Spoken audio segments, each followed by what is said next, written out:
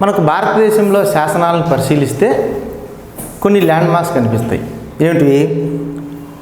మనకు భారతదేశంలో మొట్టమొదట శాసనాలు వేయించిన రాజు అశోకుడు, అతను ఒక ల్యాండ్ మార్క్. తర్వాత మన తెలుగు విషయానికి వస్తే ఆంధ్రదేశంలో తొలి తెలుగు పదం కనిపిస్తున్న శాసనం అమరావతి శాసనం, ఇది ఒక ల్యాండ్ మార్క్. తర్వాత రెండవది ఎర్రగుడిపాడు శాసనం. ఎర్రగుడిపాడు శాసనం దీనికి ఏం ప్రత్యేకత? తెలుగు మాటలు, అమరావతి శాసనంలో తెలుగు పదమే కనిపిస్తుంది, కానీ ఎర్రగుడిపాడు శాసనంలో తెలుగు మాటలు కనిపిస్తున్నాయి, అంటే తెలుగు వాక్యాలు కనిపిస్తున్నాయి. ఇది ఒక ల్యాండ్ మార్క్. తర్వాత చెప్పుకోదగ్గది ఇదేమో 575 ఎర్రగుడిపాడు శాసనం. తర్వాత చెప్పుకోదగ్గది అద్దంకి శాసనం, ఇప్పుడు మనం చెప్పుకోబోయేది. దీని ప్రత్యేకత ఏమిటి? ఇది 848లో వేయించినారు ఈ శాసనాన్ని. ఎందుకు ఈ శాసనం గురించి చదువుకుంటున్నాము? మొట్టమొదటిసారిగా తెలుగు పద్యం కనిపిస్తోంది ఈ శాసనంలో. ఇంతకు ఈ శాసనాన్ని ఎవరు వేయించినారు? ఎక్కడుంది? ఇది ప్రకాశం జిల్లా అద్దంకిలో ఉంది. ఇది వేయించిన వాడెవరు? తూర్పు చాళుక్య రాజు గుణక విజయాదిత్యుడు. గుణక విజయాదిత్యునికి 4 సేనాధిపతులు ఉంటారు. గుణక విజయాదిత్యుని కాలంలో అతని సైన్యాధిపతిలో కడియరాజు, వినయడి శర్మ, రాజాదిత్యుడు, పండరంగడని 4 బ్రాహ్మణ సైన్యాధిపతులు. వీళ్ళు 4 బ్రాహ్మణులే. వాళ్ళలో కడియరాజు కొడుకు పండరంగడు, హరివీర భయంకరుడు. ఇతను వేయించినాడు ఈ శాసనాన్ని. వేయించింది ఎవరు? పండరంగడు. పండరంగడు వేయించాడు. ఈ పండరంగడు గుణక విజయాదిత్యునికి సర్వసైన్యాధిపతి. ఈ పండరంగడు గుణక విజయాదిత్యుడు సింహాసనం అధిష్ఠించిన సంవత్సరం 848లో నెల్లూరు జిల్లాలో బోయకొట్టాలు ఉన్నాయి. బోయకొట్టాలంటే అవి ఒక చిన్న రాజ్యాలు, వాటిని బోయకొట్టాలు అంటారు. కొట్టము అంటే ఒక చిన్న గ్రామం అన్నమాట. కొట్టాలు వేసుకున్న గ్రామాల్ని కొట్టాలు అంటారు. అలాంటి ప్రాంతాలని జయించినాడు. ఆ సందర్భంలో ఈ అద్దంకి శాసనాన్ని వేయించినాడు.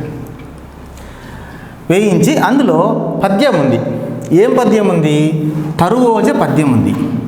మొట్టమొదటిసారిగా తెలుగులో కనిపిస్తున్న పద్యం ఇది, తరువోజ పద్యం. ఈ తరువోజ పద్యం గురించి మనం ఛందస్సులో గమనిస్తే 2 ద్విపదలు కలిపితే ద్విపద ప్లస్ ద్విపద, అంటే 2 ద్విపద పాదాలని పక్కపక్కలో రాస్తే అది తరువోజ అవుతుంది. అయితే మనకు రికార్డెడ్గా మొట్టమొదట పద్యం ఏది కనిపిస్తోంది? తరువోజ పద్యం కనిపిస్తోంది. అయితే పరిశోధకులు ఏమంటున్నారు? తరువోజ పద్యం పుట్టిందంటే దానికి ముందు ద్విపద పుట్టి ఉండాలి, అప్పుడే తరువోజ ఏర్పడుతుంది. కాబట్టి ద్విపదే పాతది అంటున్నారు. కానీ మనకు శాసనాల్లో కనిపిస్తున్న మొదటి ఛందస్సు ఏది అంటే తరువోజ. మొట్టమొదటి తెలుగు ఛందస్సు ఇది, తరువోజ ఛందస్సు. ఇందులో పద్యం ఏముంది? పట్టంబు గట్టిన ప్రథమంబు నేండు బలగర్వంబప్పగా పైలేచి సేన పట్టంబు గట్టించే ప్రభు పండరంగడు అని ఈ విధంగా పద్యం నడుస్తుంది. ఇందులో పట్టంబు గట్టిన ప్రథమంబు నేండు అని చదివితే గణం పోతుంది. నేండు అని చదవకూడదు, నేడు, నేండు ఈ విధంగా రాసుకోవాలి. నే సున్నా డు ఉంది కదా, దీన్ని నేండు అని చదవకూడదు. దీన్ని అరసున్నాగా చదవాలి. అర్ధానుస్వారమే నేడు.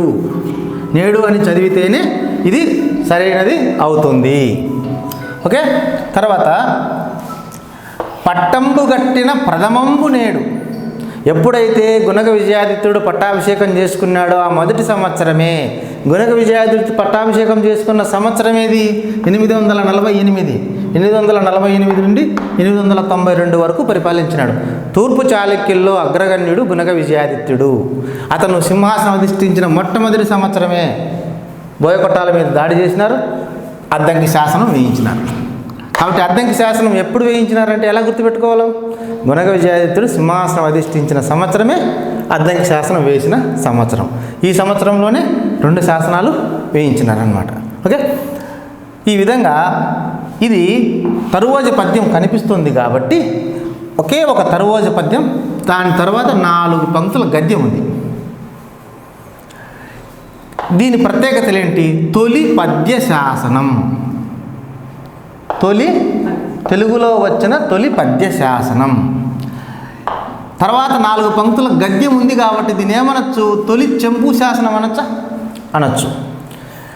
తరువాత పద్యం ఉంది కాబట్టి ఛందస్సును ఉపయోగించిన మొట్టమొదటి శాసనం, ఛందస్సు కనిపిస్తున్న మొట్టమొదటి శాసనం చెప్పుకోవచ్చు. ఛందస్సు ఉంది కాబట్టి ఖచ్చితంగా గణయుక్తంగా రాయబడిన తొలి తెలుగు శాసనము ఏది అంటే అద్దంకి శాసనం. ఏ సంవత్సరంలో వచ్చింది? 800 క్రీస్తు శకం 848లో వచ్చింది. ప్రకాశం జిల్లా అద్దంకిలో ఈ శాసనాన్ని వేయించినారన్నమాట. ఇది గుణక విజయాదిత్యుని కాలంలో అతని సింహాసనం అధిష్ఠించిన మొట్టమొదటి సంవత్సరమే అతని సైన్యాధిపతి పండరంగడు ఈ శాసనాన్ని వేయించినాడు. పండరంగడి పేరు 2-3 శాసనాల్లో కనిపిస్తుంది. ఓకే.